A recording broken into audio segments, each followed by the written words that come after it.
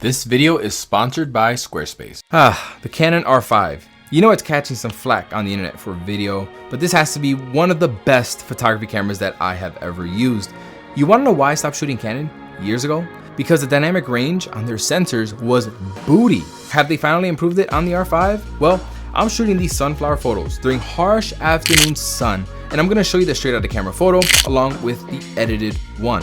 You might be wondering why I'm underexposing Diana in these photos. That's because I have to, if I don't want to completely overexpose the sunflowers. I tend to shoot during this time of day a lot, and the ability to recover shadows is important to me and my style. That's why I switched to Sony and I never looked back.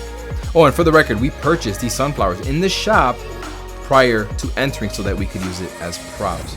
One thing that blew me away was the R5 and its autofocus. Man, even with this adapted 200mm f2, it focused like a native lens. There were times like right here when I held the camera over my head and I completely relied on the camera to find focus on her, and it did every single time. This is when having reliable face and eye detection is important to me. It makes hard shots like this a breeze to take. What I was trying to do here is fill the frame with sunflowers and add depth to the picture. A little clone stamp tool was needed to achieve this, but you know, you gotta do what you gotta do, right? Okay, so who said a swivel string was only for videographers? Really though, I'm glad everyone is jumping on the swivel bandwagon. I forgot how much I love having this option. Also, what do you think so far? I think the Canon is dealing with these harsh shadows pretty well, and I'm able to recover the shadows without introducing noise. I'm curious as to how it compares to Sony.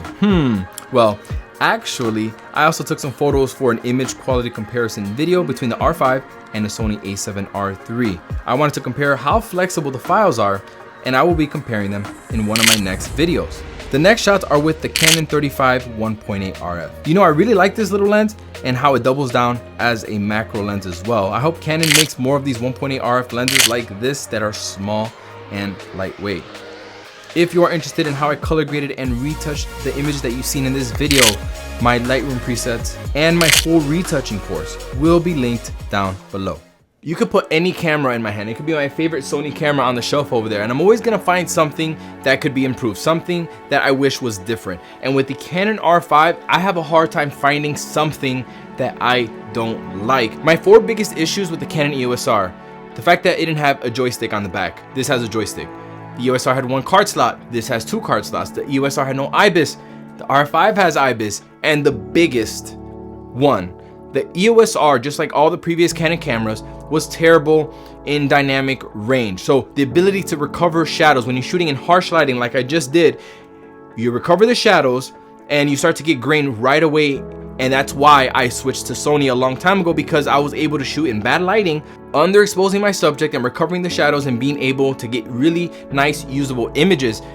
And with the R5, I feel like they have improved on that. And I noticed it right away when editing these files. Now, is it Sony level? I don't know, but we're gonna get more in depth in that. Stay tuned for that video where I compare the files. Now, my first impressions of the R5, the autofocus with an adapted lens works. My new 200mm f2 works like a native lens on the Canon R5. The autofocus is Sony level at this point. It's amazing how they caught up in autofocusing. Now they have what Sony calls subject tracking, when the subject turns around and you're going from eye autofocus, and all of a sudden when they turn around, it'll track the back of their head. And then when they turn back around, it'll track the eye or the face or whatever it can grab onto. The Canon actually does a really good job of this, even with the adapted 200mm f2. And as you know, when you shoot wide open with this lens, razor thin depth of field, and I get sharp images with this setup. If you've ever held a Canon EOS R or R5, you don't know what you're missing, man. My pinky has a place to rest. Unlike my Sony camera, the camera fits like a glove in your hand. Has a beautiful electronic viewfinder. The controls, the ergonomics, the joystick. It's really hard to find something that I don't like about it. Unlike for video, and that's what's funny, right? The marketing on this camera, it was all about 8K video, 4K 120, video. And ironically, video is where I had the most issues with this camera, and everyone else did. This camera is the fact that it's almost a perfect photography camera, and I think that has the video and overheating thing has kind of overshadowed that, when this camera, in my opinion, is a photo first camera, and it is a damn good one at that. The only reason I would buy this camera is to just pair it up with my 200mm. This is the best portrait lens of all time, at least that I've ever used. It works so well together. When I attach the Sony to this, it doesn't work as well.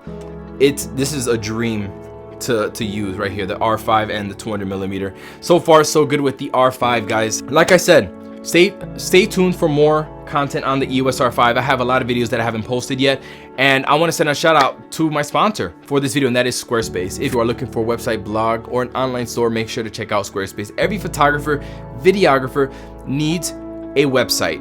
You can't always send it to your Instagram. You have to have your own landing page, and Squarespace is the easiest place to build a website. You get 24/7 customer support.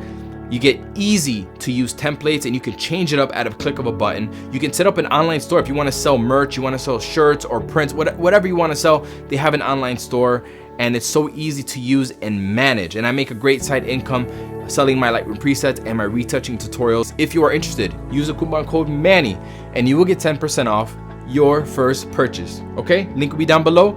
Thank you all. Stay tuned for more content.